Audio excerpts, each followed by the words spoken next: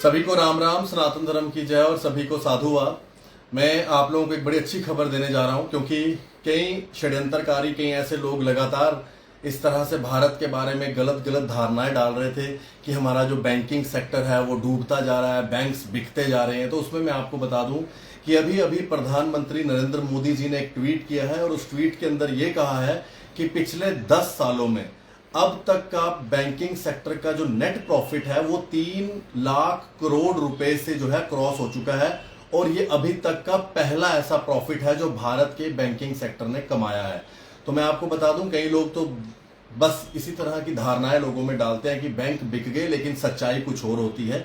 सच्चाई ये है कि पिछले 10 सालों में इस बार का जो बैंकिंग सेक्टर का नेट प्रॉफिट आया है वो आया है 3 लाख करोड़, और ये अभी तक का सबसे बड़ा प्रॉफिट है जो अभी तक रिकॉर्ड हुआ है। इसके साथ साथ प्रधानमंत्री जी ने यह भी कहा है कि जब से एनडीए सरकार और प्रधानमंत्री जी ने as a prime minister take over किया है, हमारे जो बैंक हैं वो लॉसेस से बाहर निकले हैं।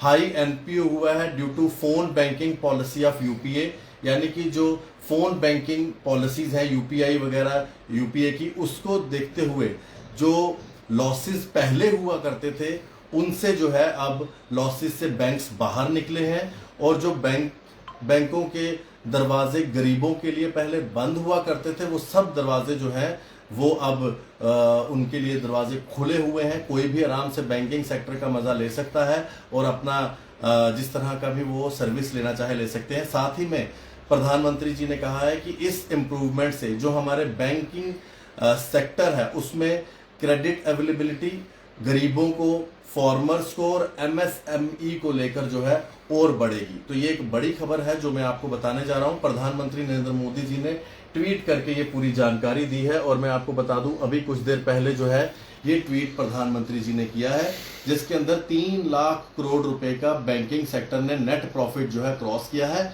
और ये अभी तक का पहली बार ऐसा हुआ है। तो ये है प्रधानमंत्री नरेंद्र मोदी जी की गारंटी और प्रधानमंत्री मोदी जी के कार्यकाल में जो सरकार चल रही है। बाकी षड्यंत्रकारी तो षड्यंत्र करते हैं, लेकिन सच कुछ और होता है। धन्यवाद। राम राम।